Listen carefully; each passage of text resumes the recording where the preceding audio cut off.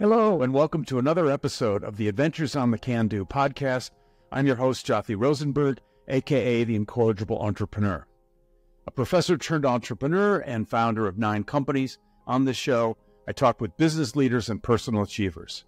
Adventures on the Can-Do explores the challenges and rewards of entrepreneurship, overcoming adversity, and where grit and perseverance can get you. Be inspired by others and push yourself along your path to success and fulfillment. My forthcoming book, Think Like a Startup Founder, based on my experiences, both good and bad, seeks to help early-stage startup founders avoid the oh-so-many pitfalls founders can experience along the way.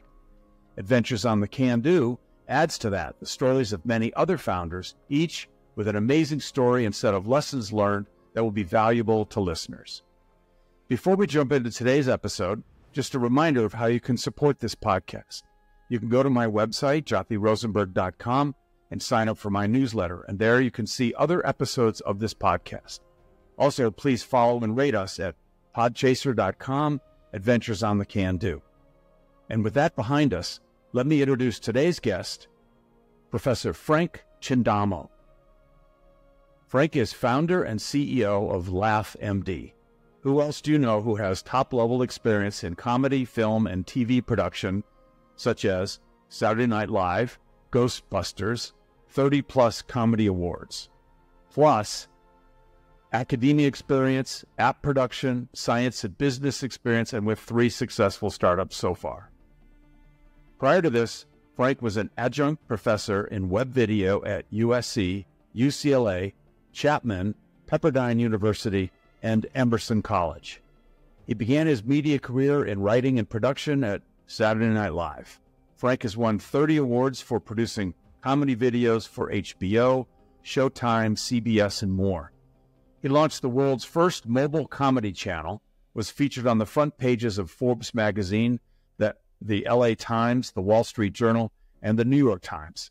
He is vetted by professionals in humor therapy and is now proud to be named a certified humor professional of the Association for Applied and Therapeutic Humor.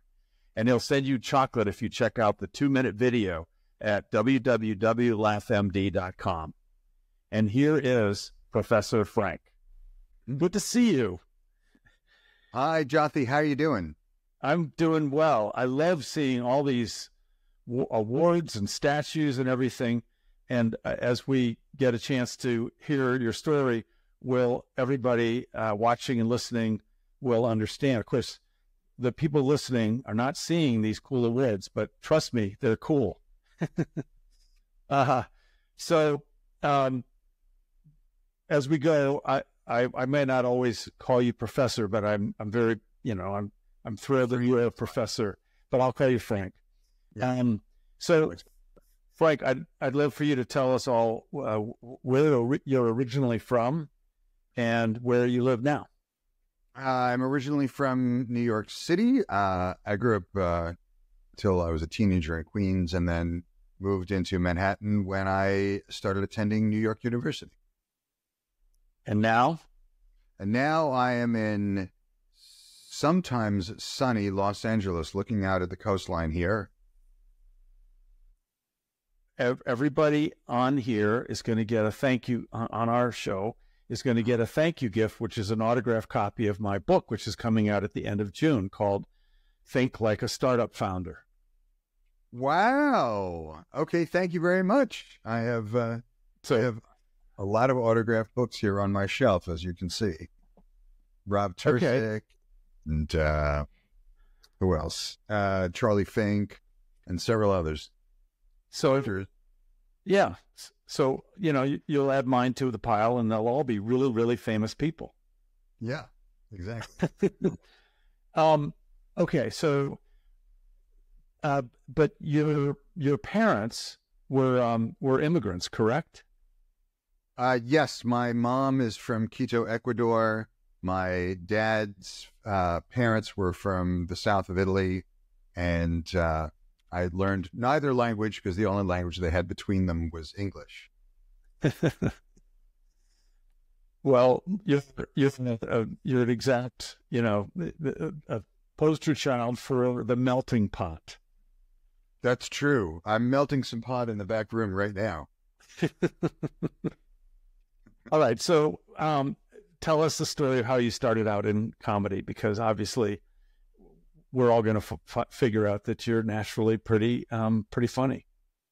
All right. We're not all going to figure that out. Only the most generous of your viewers will think that.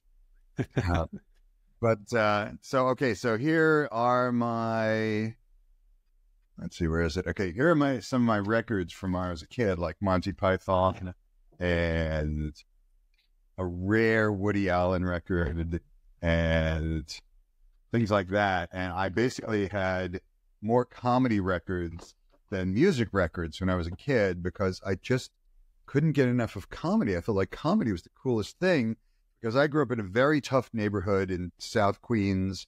The neighborhood bully, not kidding, John Gotti Jr., kind of a tough guy.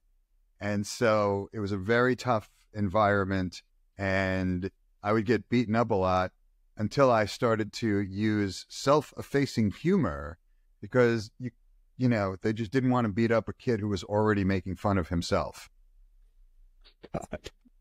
That's funny, but a little sad. Well, that's okay. I think Gotti Jr. is in jail for life now, so I don't feel too bad. Well, good. I hope it didn't hurt you too much. Well, one time I'd gotten a new Firebird, and I was, driving down the main street, Cross Bay Boulevard in Queens there, and I would always take off from the light really fast. It had a stick shift and all that, and so the car next to me then pulls up next to me as we get to the next light, and it's John Gotti Jr., and he waves a pistol at me, and he says, "I'm going to blanking kill you," because apparently I had shown him up in front of his friends who were in the car, who were all like, "Yeah, we're going to get you, man." And so I took off at the red light, and a chase ensued, and I was putting every gear on that Firebird to use as I was chased up and down the streets of Howard Beach. And finally I backed into a driveway and ducked down, and they went whizzing past me, and I had adrenaline coursing through my veins for about the next 5 years. I'm surprised that that with all that chasing going on, you guys weren't both chased by the cops. Okay, so anxious to hear how you went from the records to self-effacing humor to keep John Gotti Jr. from beating the crap out of you to trying to make it your career is the next step I was curious about. Oh, sure. So I started to write comedy as a hobby, and I wrote a funny column for the school newspaper. And I realized that I was just never going to go anywhere. I was trying to be a psychologist. That's what I was studying for, to be a psychology. I was studying psychology. And then one day, a Professor Darrell Taylor walks in, and I owe my life to this teacher, because he said, well, and this is a course called Film and the Politics of Everyday Life, right? And so he said, well, film is the new religion. Film is the new psychology. People want to talk about film a lot. And this is in the late 1970s. And I went, oh, okay, well, maybe instead of helping one person on a couch at a time, I can influence the minds of 500 people in a theater at a time. And there were great documentaries that he showed us, like Hearts and Minds. And I went, oh, right, okay, all right, that's what I want to do. And I changed my major, started, threw away 3.5 years of psychology, and started studying film, took all the courses I could take there at Queens College, which I loved, and I'm still in touch with all my friends there, transferred to New York University. And at New York University, you had to have an internship. And so they slated me to be on some goofy morning show that I had no interest in, and I was really depressed about it. And I was telling a friend of mine about it, and she said, well, what do you really want to do? And I said, well, comedy has always been my hobby, and maybe I can take a stab at that. And she said, oh, well, I know the talent coordinator at SNL. Do you want to work there? And I said, you're kidding, of course. And I go and I interview there. And, you know, I was from a lower middle class background. My dad was very sick and in the hospital. You know, all of his medical bills over the years had sort of, you know, impoverished us. And so they were like, okay, all right, we feel bad for you, fine. But I've got the son of the president of the network wants this internship, and I've got Al Roker, the weatherman, his daughter wants this internship. So why should I give it to you? And I said, well, I'm the politically safe choice. Then you can tell both of them no. You gave it to some poor Latino, you know, kid. And he was like, good save. Okay, you got it. This wasn't Lorne Michaels making the decision, was it? No, this was some person who was like in personnel at NBC at 30 Rock. And I only met that person once, and I don't remember their name. But yeah, grateful to them. Okay, so you got your start. But you're still a student. This was an internship, right? Correct. Yeah. So for how long? For like 6 months or less? I was on that show from, I think I started with them in like November of 1980, around there. And then I stayed on, and then I would work. I was the assistant to the associate producer in charge of talent.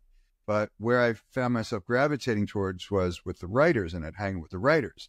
So I started to write down little jokes on slips of paper and then hand it to my boss, who'd go, yeah, that's funny. You should show it to the head writer. And like one joke was, remember how they would zoom in on a particular person in the audience in the old days? And they would put a caption under that person. So mine, it zoomed in on a particularly attractive blonde-haired woman, and it said, enjoys going down on elevators.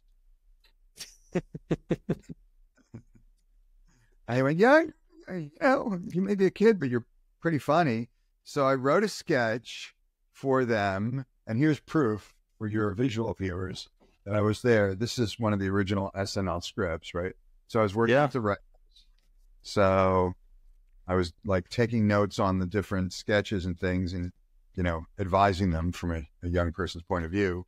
And it was the year after the Belushi crowd. It was Eddie Murphy, Denny Dillon, Joe Piscopo, Gail Mathias, Gilbert Gottfried, and just the cast was a mess. They were a mess. The previous cast, everybody knew each other. Everybody had worked together on National Lampoon Radio. They had done Second City together. They had been the Not Ready for Primetime players. They had done sketches for years. And this group was like the most, you know, network executive decision cast you can possibly imagine, where they went, okay, the last cast had a black guy, we'll get one black guy. The last cast had a tall guy, we'll get one tall guy, right? It was 4 men, 3 women. Okay, we'll do that. You know, it's just completely artificially composed. So it's very tense and very uncomfortable for everybody. And people were like, who are you? And, you know, why should that person be in that sketch and all that stuff, right? So there's a lot of conflict. And I was there, and I had written a sketch for them called Raging Elephant, which was a spoof of both Raging Bull and the Elephant Man. And so Raging Bull was about a famous boxer, Jake LaMotta, and Elephant Man was about a horribly deformed man that is found like in a circus and, you know, given some dignity, right? And so my little sketch was about a guy finds this horribly deformed boxer and raises him up to be a contender. And everybody thought, okay, this is really good, because it ended with, I am not an animal, I am a contender. And And so everybody's like, yeah, it's pretty funny. Yeah. And Eric Idle was going to be the host of the show. No, sorry, Graham Chapman from Monty Python was going to be the host that week. So it was like me, 19, my sketch, Graham Chapman from Monty Python, pinch me. This is too good to be true.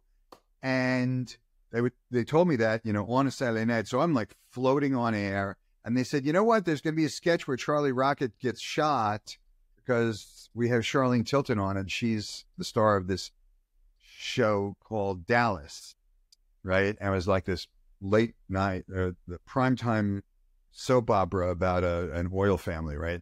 And so Charlene Tilton goes on, and on that show, they had a Who Shot JR theme. And so our writers came up with Who Shot CR, meaning Charlie Rocket, who was a big, tall, gregarious guy. And these were the days of cocaine, where our writers called it the thinking man's decongestant. And we would have conferences on Bolivian marching powder. And they hand Charlie Rocket like a big schnauzer full of cocaine. And he's all of a sudden like really, feisty. And at the end of the show, when everybody comes out at the very end of the show on SNL and says, good night, I had a great time. I love you guys. Take care. And the band plays and all that kind of stuff. The sketch beforehand had taken 35 seconds too short, all the running around from Charlie being shot. And so I'm in the control room. The director, Davey Wilson, leans over the microphone. And because everybody else is outside trying to figure out where we're all going to go out for drinks afterwards, including the censor, nobody hears Davey Wilson say to Joe Piscopo, Joe, we ran 35 seconds short. I need you to ad-lib for 35 seconds. And Joe Piscopo goes, sure, no problem. He turns to coked up Charlie Rocket, who says, well, Charlie, you were shot in the last sketch, and how do you feel about it? And Charlie responds, well, I didn't like it one bit, and I'm going to find out who the F did it.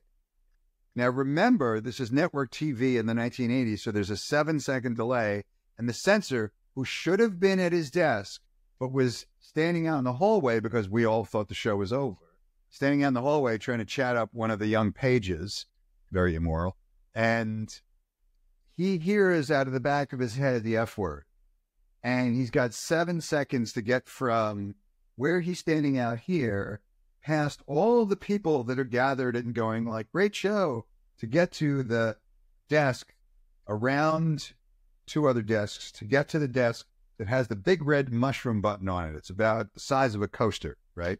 Can't miss it.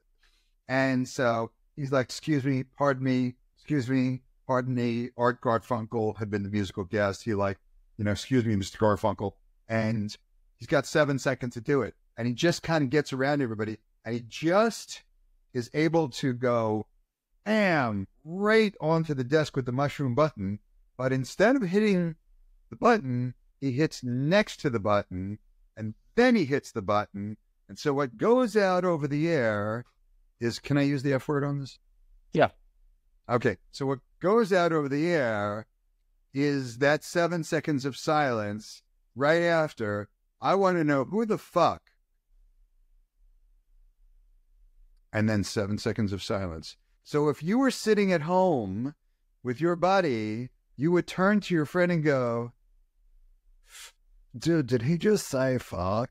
Yeah, man, he just said fuck. Man, that's fucked up. Right? And so there was no denying, like, did I just hear? No, because you heard fuck and then 7 seconds of silence. Right?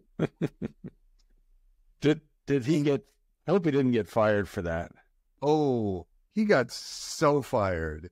In fact, they wake up the president of NBC.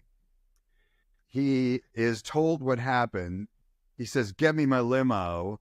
And he shows up in a trench coat and pajamas like 2 hours later. And we all just had to sit there quietly in the offices and wait for him to show up. And he gets there. And he and the producer, Gene Domanian, and the associate producer, Audrey Pert-Dickman, all go in the office. We can't hear what they're saying, but arms are flailing and people are screaming and he gets red in the face. And it's there for at least an hour. And 3:30 in the morning, finally, he storms out without looking at any of us. Gene Domanian remains in the office, and Audrey Pert-Dickman says, we're on hiatus for the following 3 weeks, maybe more. And they wanted to take us off the air altogether. They just wanted to cancel the show at that moment. But she negotiated it down to a 3-week hiatus. And they were going to, revamp the show and all that. But then the following week, a writer's strike hit. And so the show never came back on the air. So I was actually there for the one time Saturday Night Live was almost canceled. And so had Lorne Michaels already taken his leave, or where was he? He was okay. If I remember correctly, on like a safari in Africa. Yeah. Okay. So, you graduate from school and you're out and you're doing stuff, and I'm missing a bunch of stuff, but eventually you came up with some ideas that made you start this company. Maybe you want to, before we get to that, maybe you want to fill in a few more of the details between internship while still at NYU and then this many years later. Well, I thank you, Jothy. I went from doing that to, I worked on a movie, a little independent film at the time called Ghostbusters. And I got to work with the writers on that as well, Harold Ramis, who I pointed out, Harold, we're doing a story that's different than any other story before, because there's the 7 archetypal stories, and one of them is man versus God, God wins. But we're doing man versus God, man wins. I don't think that's been done before. And he said, oh, yeah, it's very interesting. Anyway, give me some coffee. So it was great, obviously a big hit. And that kind of propelled me to get on other film sets and things. I went to grad school at Columbia to learn writing and producing. And then I started to make films. My thesis film at Columbia was picked up immediately by Showtime as a short to play between the features. And then I started to make features for HBO and many, many different networks. And I started to sell those films to Channel 4 in England and Canadian broadcasting, Japanese TV. And I just had this, good life of having an office on Broadway and making all those films that won all those little trophies over there. And it was great for a long time. But at the same time, like when I was at SNL, my dad was unfortunately dying from cancer. And so I'd work on the show during the day, and then at night I'd go and visit him. And I wished that we could play SNL on the TV that he was watching 24/7, which was showing loud commercials and, news that would make him upset and stuff like that. And I just, remember saying, like, laughter is the best medicine. Why do they show things that aren't comedy here, And as time went by, the same thing happened years later when my stepdad was in the hospital and he died from cancer as well. And the TV was getting worse. And there was things like, that Dr. Phil show or whatever, Jerry Springer, and people would be throwing chairs at each other. Very violent and disconcerting. And I was like, poor Bill has to sit through this. And wouldn't it be so great if we could somehow get him some comedy, right? And then finally, when my youngest brother passed away in a hospital, I was able to convince Kaiser Permanente to, by this time I had formed a company that was making short films like the ones I had sold, and more and more and more of them for the cable networks, and then for mobile phones. So I had a whole library of these short comedy films, and I convinced Kaiser Permanente, please, here, put a channel of fun little movies onto your television sets. And then they'll at least have an option of like G-rated, funny, short films. And they said, okay. And they did it. And that's how LaughMD was born. And so it's grown. I mean, you've got a staff. You've got some sales. I mean, tell us how it is going. I mean, it's a great idea. Well, the staff is world-class. The man who you associate with humor and medicine, Dr. Patch Adams, the real guy, not Robin Williams, but the real guy who they made the movie about, he's on the advisory board. We've got Dr. Sandra Kufel, who ran a wing of Scripps Hospital before she was 30 and has 3 medtech startups that she's founded and funded. We've got Paul Muratore, who has led many very successful and profitable companies, and he's in New York City. We've got Rick Barnett, who was the president of 5 different hospitals and the American Kidney Foundation. And Dr. Amitabh Mazumdar, who was one of the pioneers of stem cell use for cancer patients, and is in fact a founder of the Oncology Institute, which has, 30 locations just in California and 100 locations worldwide. So that's who's on the team. It's amazing. Dr. Joshua Cohen, who is our lead psychologist, and he's the inventor of film and video-based therapy. So yeah, real amazing people. So who buys it? Is it like the Kaiser Permanente model? It's the hospitals, or? Yeah, exactly. It's a B2B. So it's an app that plays on phones, tablets, computers, and we select comedy videos from places like YouTube. We curate them, make sure they're not violent or sexually based or sad, cursing or sad. Exactly. Yeah, they have to be funny, obviously.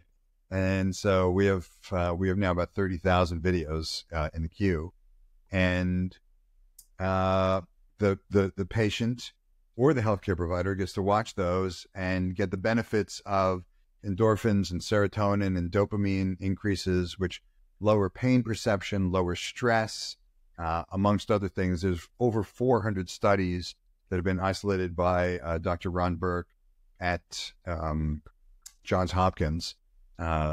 So, there's 400 studies about a particular drug. You'd think people would use it, but nobody has until now. If you could combine 2 things, if you could get a golden retriever that could tell jokes, And then, them up. Yeah. Well, the little guy who's been not so little, who's on my elbow is a golden retriever. He's very funny, actually, but seriously, Who's his agent? Yeah, right. That would be great. So have you been self-funded? Have you had to raise money? We have been self-funded. We have not yet raised money. Paul Muratore is going to lead us through that.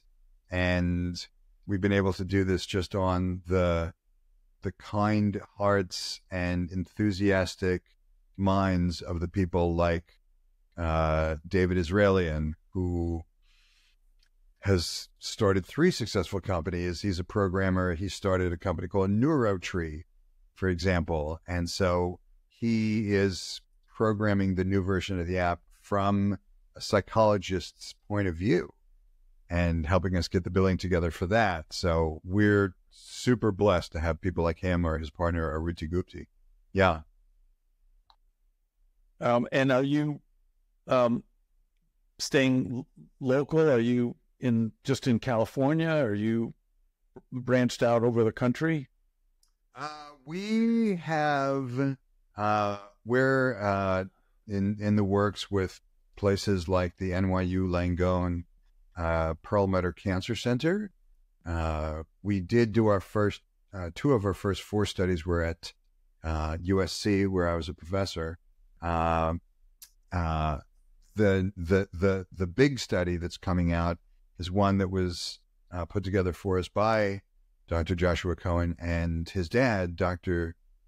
Joseph R. Cohen, who is head of pain management at A.T. Still University in Phoenix, Arizona. Not Phoenix, but not Scottsdale, Mesa, Arizona. So thanks to them, we'll have a study published, and it's going to be, hopefully in use there. We have Upstate New York Medical Center that has said that they want it. So anywhere in the United States, we're happy to do it. But it needs, so it's not, it's somehow connected to the infrastructure of the hospital that they're in. What happens when they... Standalone turnkey solution has, all they have to do is either recommend that you put it on your phone, for example, or recommend that you use one of their iPads. Somewhere I've got a card from Cedar Sinai, where my father-in-law was, and that they just give you a little card on your bedside that says, use this app, check it out. And you can put it on your own phone, or they can hand you a tablet. So it's going to be the same thing. And then it's just, like any app you buy for your phone or your iPad, and right. The Sinai thing. Yeah. So we'll do the same thing. You put a QR code on it now. Yes. They should have done that. So then they've got it, and they can take it home. And when they're, still recovering at home, or they're still in pain at home, they can still use it. Yes. Yes, exactly. And, but I would call it your channel. Your channel is the hospitals. They're the ones that are telling people about it and recommending it. Oncology clinics. So we're going to install it at the Oncology Institute, at least one of their locations, thanks to Dr. Mazumder. This is great. I didn't know you were only on one foot. Well, so there's a connection here, right? So, I lost my leg when I was 16 from cancer. And then I was in massive, massive pain for months. I'm so sorry. There wasn't much. They were really against using narcotics. This was this one weird phase where they didn't want to use narcotics even for real serious pain. Oh my God. And the man-made drugs for pain other than narcotics are bad, are not very good at all. And I use rock and roll to try to get through it. But I would have really enjoyed laughing if that would have been possible. Right? Yeah. I'm so sorry. No, it's just how, it's been 52 years. So. Oh, okay. Yeah. All right. It's a long, long time ago. Yeah. Well, it was when I was 16. So your listeners who are good at math just figured out your age. Yeah. Yeah. I will be 68 in a very short while. Yeah.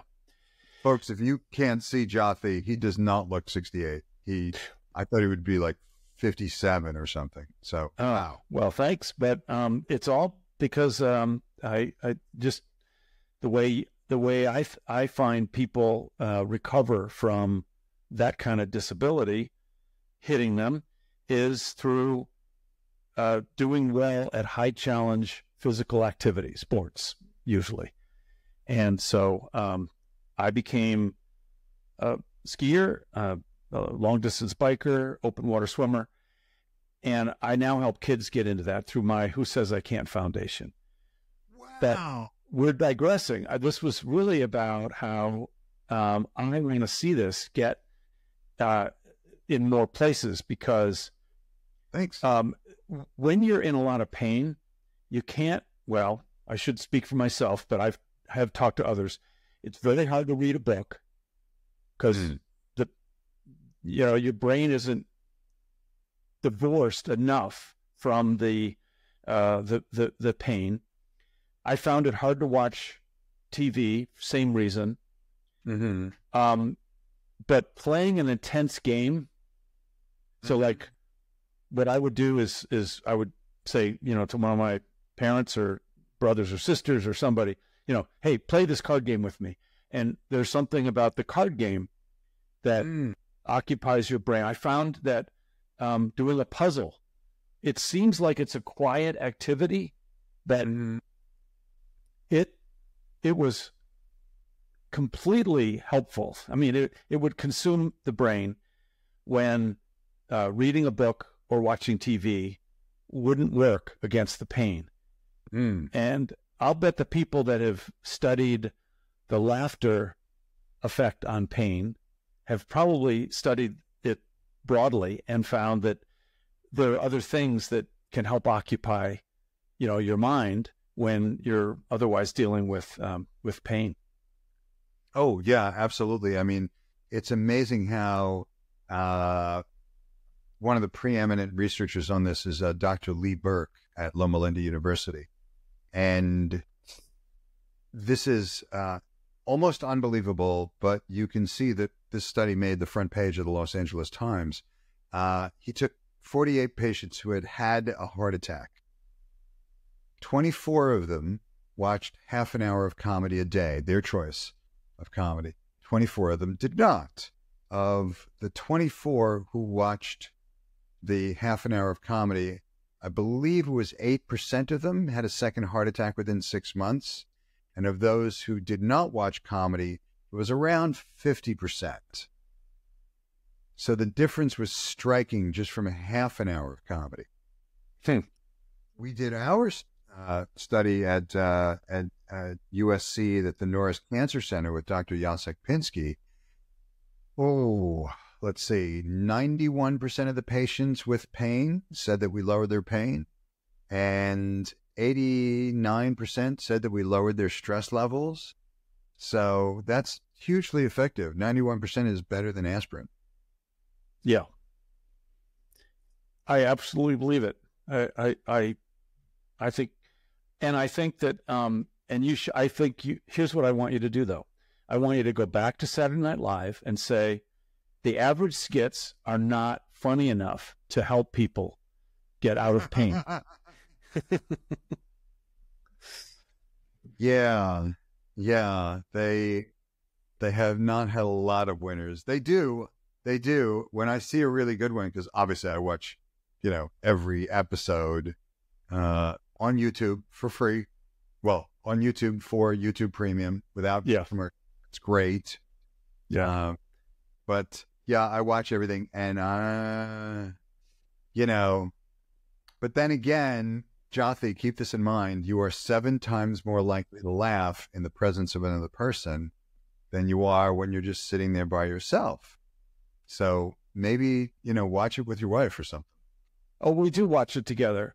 I thought you meant like if you were in the live audience, you would laugh more. Well, that's a live audience, right? You and your wife. Yeah. Right. But I mean, we're both watching it sitting side by side, and as opposed to in the live audience, they're facing you and you're facing them. Oh, it's much better in a live audience. Yeah. Have you ever gone to a comedy club, seen a comedian, and then looked at his stuff her stuff afterwards, and then went, boy, I remember it being so much funnier?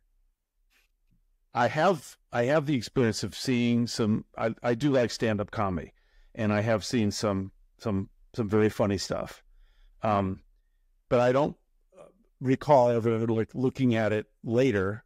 So I don't have that comparison. Still to this day, my favorite comedian of all times is George Carlin. Woohoo! Yep. Yeah, phenomenal. Yeah. He could make the process of getting on the plane hilarious, just step by step. It's just amazing the creativity and the timing and everything. As he said, it's time for everyone to get on the plane. And he says, screw you, I'm getting in the plane. I don't know. Just you echoing him is so funny. I know. He's amazing. Yeah, he's amazing. I did meet him once. He was a sweet, gentle, quietly spoken man, kind, like you wouldn't believe how kind he was. And I was so lucky to have met him. So yeah, he's great. So, Frank, you've done a lot of interesting things. You've started this company, and I uniformly find everybody that is a founder, does a startup, has a lot of grit. That's what keeps them going. That's how it happens. Where do you think your grit comes from? I get the most support in the world from my life partner, Tasha Hinchliff. She is someone who watches me go up to my office every day at 8 or 9 in the morning and sit here sometimes until 10 o'clock at night and just grind it out with the team, finding content, finding people, fielding requests from people like yourself, dealing with the programming, dealing with the corporate issues, all that stuff. And Tasha is an angel from God. Yeah, that's wonderful. Yeah. My Carol is the same. The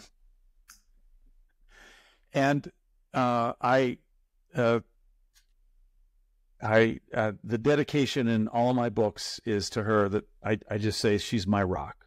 Yeah, she's my rock. That's cool. Well, listen, Professor Frank, what else would you like to tell us, Frank? What do I like to tell you? I'd like to tell you that if you're a doctor or a healthcare person, just write to info@LaughMD and we'll send you a copy of the software for free. Perfect. Wow. Okay. The time has flown. You're a very good host, Jothy. Thank you. Well, you're a very great guest, and I think people are going to enjoy this. And we will get it out there as soon as we can. But I'm gonna stop this. Oh, sorry. I was just going to say that's our objective as well, to get it out there to as many people as possible. Someday, my dream is that, now when you go to the doctor and they say, oh, well, you need to eat right, get some sleep. And that's new, right? They didn't used to say things like that. Sometimes they say, get some exercise. Someday soon they're going to say, and get some laughs. Laughter's good for you. That's going to be a wrap for today. Thanks for tuning in to this week's episode of Adventures on the Can Do. Please share and like us on your social media channels. This is Jothy Rosenberg, and I'll be back with a new episode every Wednesday morning at 9 a.m. Eastern Time. Don't forget to check out the show notes for additional resources and links. Hasta la vista.